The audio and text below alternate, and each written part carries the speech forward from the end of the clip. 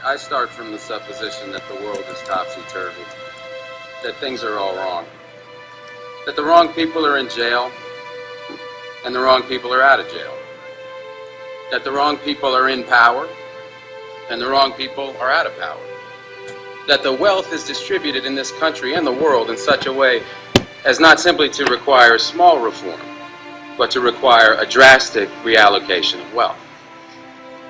I start from the supposition that we don't have to say too much about this, because all we have to do is think about the state of the world today and realize that things are all upside down.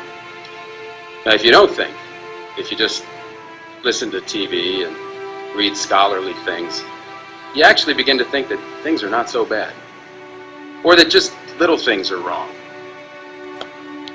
But you have to get a little detached and then come back and look at the world, and you are horrified. So we have to start from that supposition that things are really topsy-turvy. And our topic is topsy-turvy, civil disobedience. Now, as soon as you say the topic is civil disobedience, you're saying our problem is civil disobedience. That is not our problem. Our problem is civil obedience.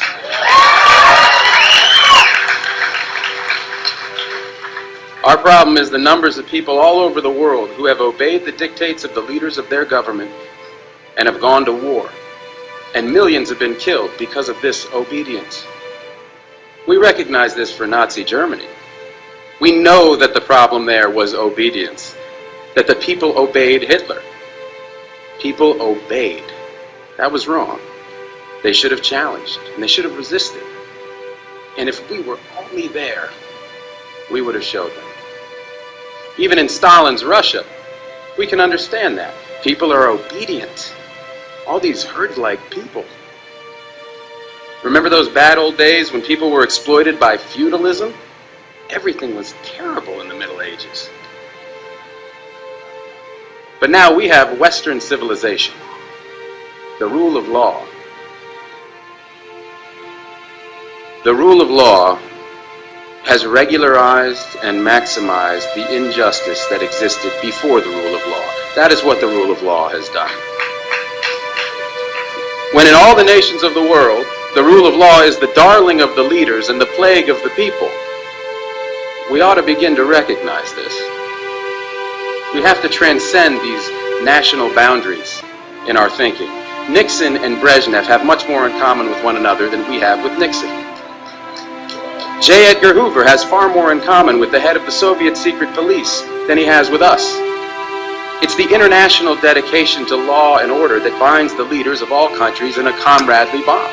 That's why we're always so surprised when they get together. They smile, they shake hands, they smoke cigars.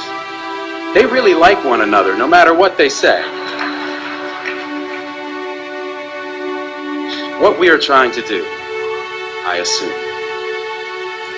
is really to get back to the principles and aims and spirit of the Declaration of Independence. This spirit is resistance to illegitimate authority and to forces that deprive people of their life and liberty and right to pursue happiness.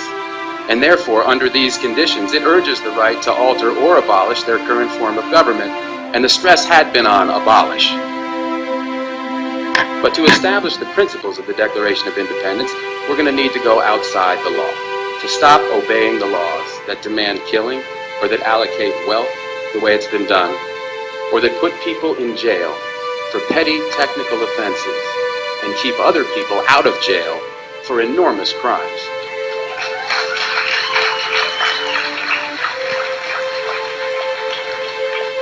My hope is that this kind of spirit will take place not just in this country, but in other countries, because they all need it.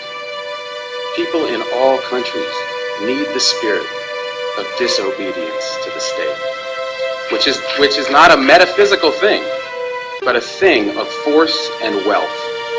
And we need a kind of declaration of interdependence among people in all countries of the world who are striving for the same thing.